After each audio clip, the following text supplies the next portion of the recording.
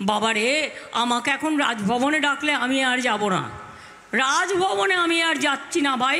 রাজ্যপালের পদত্যাগ দাবি মমতা বন্দ্যোপাধ্যায়ের। বোসকে কড়া ভাষায় আক্রমণ তৃণমূল নেত্রী। রাজ্যপালের পাশে বসাও পাপ, তিনি আর রাজভবনে যাবেন না, রাস্তায় ডেকে কথা বললে বলবেন পদত্যাগ করা উচিত রাজ্যপালের। ডানলপের সভা থেকে এই তোপ দেখেছেন তৃণমূল নেত্রী। মাননীয় রাজ্যপাল, আমার কি দোষ আপনি বলুন? আমি তো জানিই না ঘটনা পুরো। বলছে दीदीगिरी नहीं चलेगा।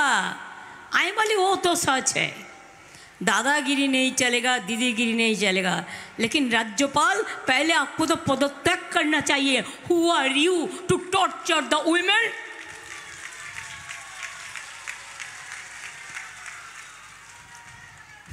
কালকে নাকি প্রেসকে ডেকেছিল আপনাদের, এডিট করে কিছু ভিডিও দেখিয়েছে। পুরোটা দেখিয়েছে? পুরোটা দেখিয়েছে কি? আমি জিজ্ঞেস করছি প্রেসকে, আপনারা একটু খুলে ভালো করে খুঁজে খুঁজে দেখুন না, আপনারা তো জানেন কোনখানটা এডিট হয়। ভয় পাবেন না, কপিটা আমার কাছে আছে, আমি পেয়েছি এক জায়গা থেকে, কোনো একটি প্রেসই আমায় দিয়েছে। এখনও তো সব বেরোয়নি। আর একটা ভিডিও আমি পেলাম, পেন ড্রাইভ, আরও কীর্তি কেলেঙ্কারি, কীর্তির পর কীর্তি, কেলেঙ্কারির পর কেলেঙ্কারি। বাবারে, আমাকে এখন রাজভবনে ডাকলে আমি আর যাব না, রাজভবনে আমি আর যাচ্ছি না ভাই। আমাকে রাস্তায় ডাকলে যাব, রাজ্যপালের কথা বলতে হলে আমাকে রাস্তায় ডাকবেন, আমি রাস্তায় গিয়ে দেখা করে আসব। কিন্তু যা কীর্তি কেলেঙ্কারি শুনছি, আপনার পাশে বসাটাও পাপ।